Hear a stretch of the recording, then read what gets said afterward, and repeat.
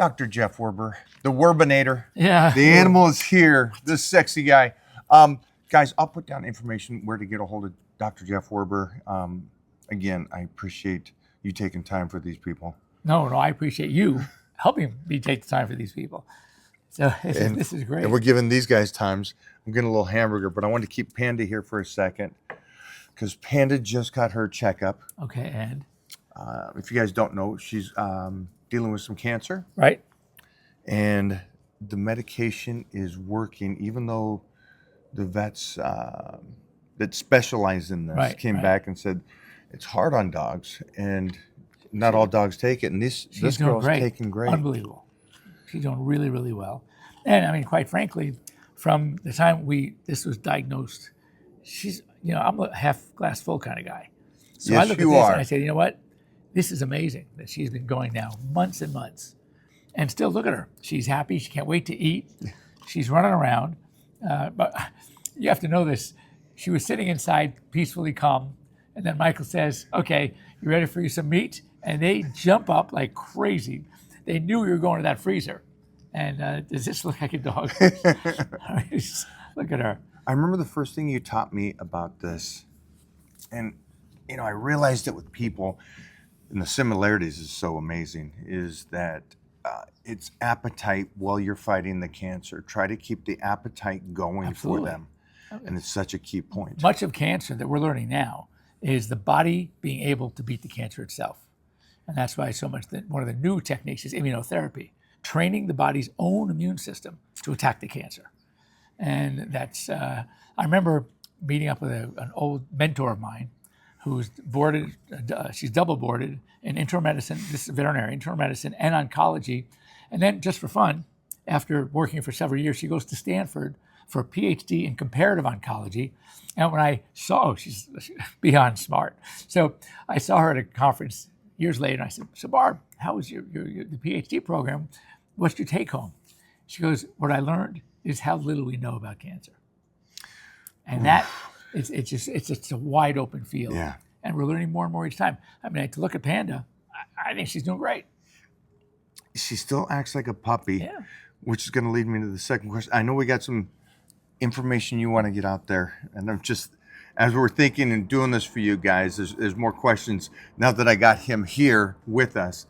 And one of the big ones is we would have never discovered the cancer because it was a tumor, and they're huskies, and the golden rule is don't shave a husky. Right. And our huskies are a little bit more house bred, and so we did shave her down, and we saw the lump. Right. So we got lucky. What do you tell pet owners as the dog gets older and there's so much fur? It is interesting. First of all, first we love to do it, and dogs love to be petted. So really take advantage of that, and not superficially. Really go in and give them a good pet. They like it a lot. In fact, it's so funny because sometimes a client will come up to me with a very, very small mass. And I even say, how the heck did you find that? Because they were really, really affectionately petting their dog all over. And that's how and when you find these things early, it can make a huge difference. Yeah. And a lot of times you have something that may be surgical, if caught early enough, small enough, but if it's too late, it starts growing. Remember, when it's growing out, it's also growing in. Yes. Which means that it's going into the deeper layers to the point where you might have to cut through the body wall to actually remove the tumor, and it becomes a real challenge. So love your dogs, pet them often, hug them often, and that's how you find things. Be a cuddler. Exactly, be a cuddler. I think those are so simple, but we forget about that being dog owners. It's sometimes check them. Right. And so I think that's it for me on some of those things, but you had some great insight. We're coming up. The show will definitely be out before Thanksgiving, and Thanksgiving, you run into issues. Oh, absolutely. Absolutely. So first of all, look, Thanksgiving is great. It's a lot of fun. You have family, you have visitors. And, a lot of food. And a lot of food, and you have pets. And you have to draw the line because, first of all, the simple thing is people are coming over all the time. Guests are coming over, the doors being open and closed and open again. You got to be careful because some dogs are great with it if they're used to it, but some dogs aren't. And when they feel that stress of people coming over, they want to bolt. So again, I always say, if you know you have one such dog, keep him in a quiet place, right? Let him relax. Put on some soft music.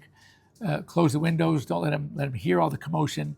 And make sure, if you have dogs that are going to be outside, that you have an enclosed yard. And just to be safe, your dog should be microchipped. Should have some sort of GPS device. I love the GPS device. This is huge. Make sure they're microchipped, and just in case, they should get out. But the other thing that really worries me about Thanksgiving, and look, I love it, and you mentioned it already, Mike, and that's the food. Foods that we love may not be so good for our dogs. And something as benign, for example, as too much skin of the turkey. Turkey dark meat is a lot higher in fat, and that could give a dog pancreatitis. Anything that has raisins or grapes in it, you got to be careful.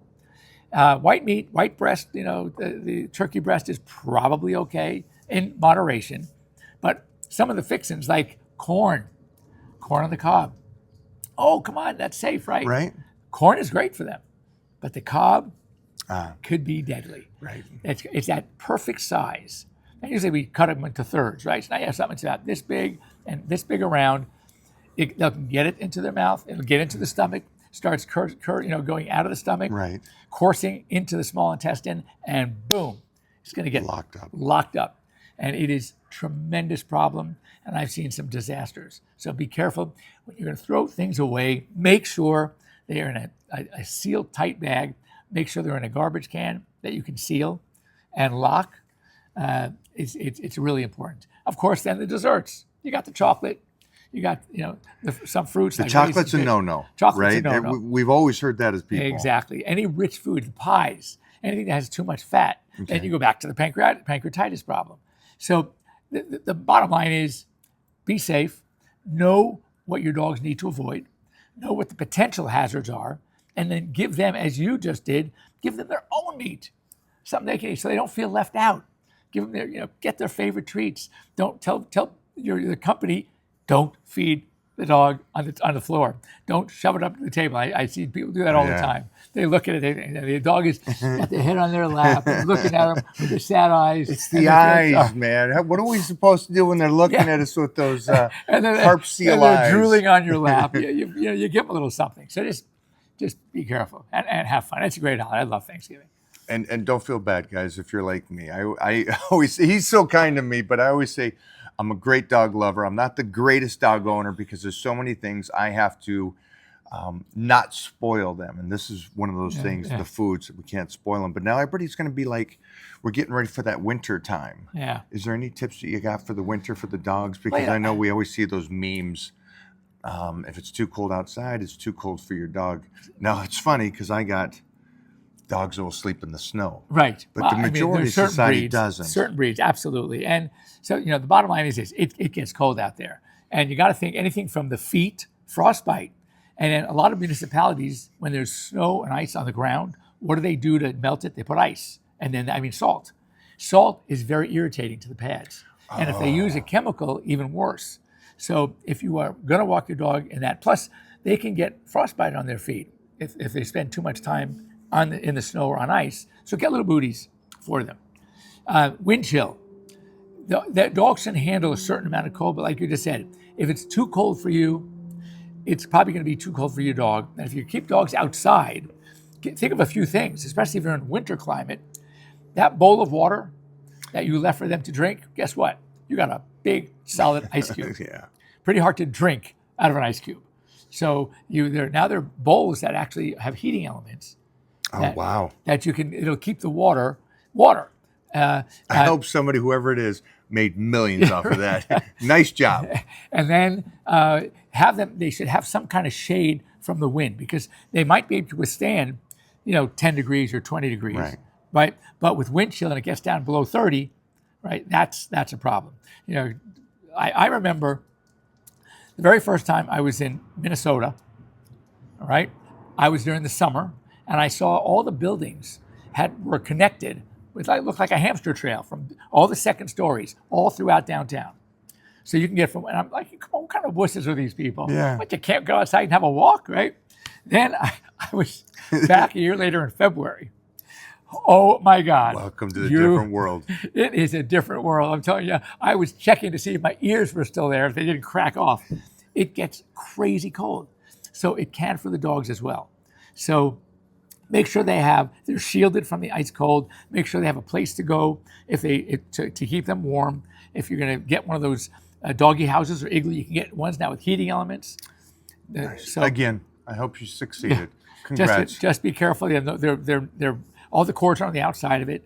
They're safe, and just let your dogs have fun. Now you have dogs like yours, and you want to let them inside. They're saying, "Heck no, I'm good, Dad. I'm good out here." So there are certain dogs that are bred for it, but even the dogs that are bred for it, like the Huskies and the Malamutes and the Samoyeds, when it gets really cold, they have to be moving. They got to get their heart pumping. They got to keep their own body temperature up. If they can't move, then it can be dangerous even for them. All right. Again, we got to be careful. The sled dogs, there were dogs that are trained for the that Iditarod. Live there. They are running. They're moving, and at night they have to keep them huddled someplace under cover because they just can't sleep in that cold. I got the privilege to go up to Alaska and do some of those, get on there. And I'm a huge Husky lover. Yep. And so I got to do that, but I got to see how they lived. And it really is a tremendous, amazing thing to see. But those are a special breed. They are. And they're raised phenomenal. that way. So absolutely. Let's not do that in other states where the dog's not raised that way. Exactly. Be a little bit kind. Now, here's a situation. She's already taken in about 60 grams of protein. Uh-huh. She's had enough. Yeah. But she's back and she wants to eat more. Of course she does. She's had enough, yeah? Yeah. She's so sweet. Come in, she barks at me, and then when she remembers who I am, she's licking my face. This. Yeah. Now she look at me thinking, I'm going to give her food. Nope, this is mine. Thanks for those tips. I appreciate that. Guys, we got some more shows coming for you guys. I love that you come over and spend some time and help us out, us dog owners, because there's not a huge amount of true leaders that are out there doing it with such passion like you, and so I appreciate it. I appreciate it. Thanks for having me here. And as I said, I'm looking forward. My staff knows I'm going to Mike's today. We're going to shoot some stuff. We're out.